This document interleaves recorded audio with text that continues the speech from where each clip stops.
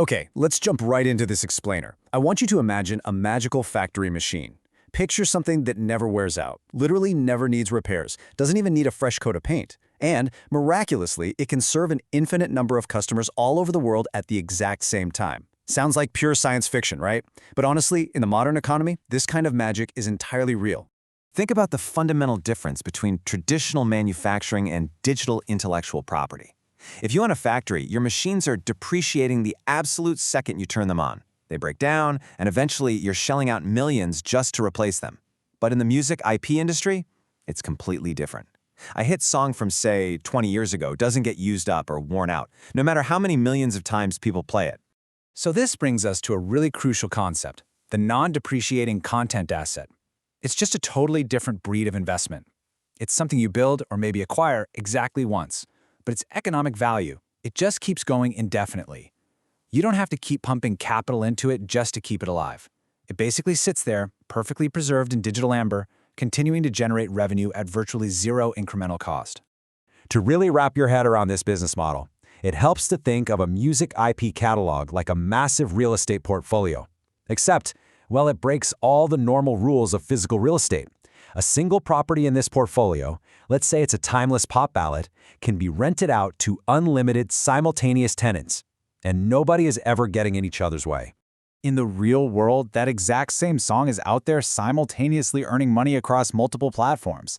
Someone's streaming it on their phone, right?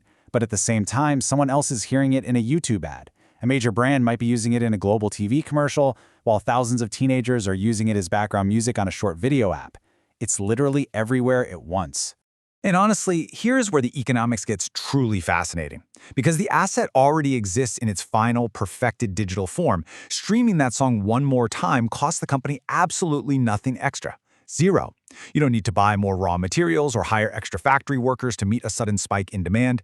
This dynamic creates massive, almost unprecedented operating leverage. What does that leverage actually mean for the business? It means that as global streaming demand grows, profit doesn't just climb, it can absolutely explode. We've seen real-world examples in this space where a roughly 30% growth in revenue actually flows through to a staggering 100% plus growth in profit. Because that core asset base is fixed and doesn't depreciate, almost every single new dollar of revenue falls straight to the bottom line. Because of this unique structure, these pure-play licensing companies can hit exceptionally high profit margins. We're talking EBITDA margins soaring as high as 73 to 79%. Just let that sink in for a second. That is a figure virtually impossible to achieve in traditional physical goods industries, purely because they're endlessly fighting the gravity of asset depreciation. And because there's no need to spend massive amounts of capital maintaining or rebuilding these indestructible digital assets, these IP businesses function almost like royalty trusts. They have a remarkably capital-light growth profile.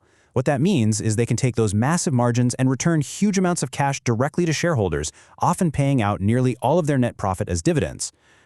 It really completely shifts how we need to think about value in the modern economy. So I want to leave you with this thought to cap off our explainer today.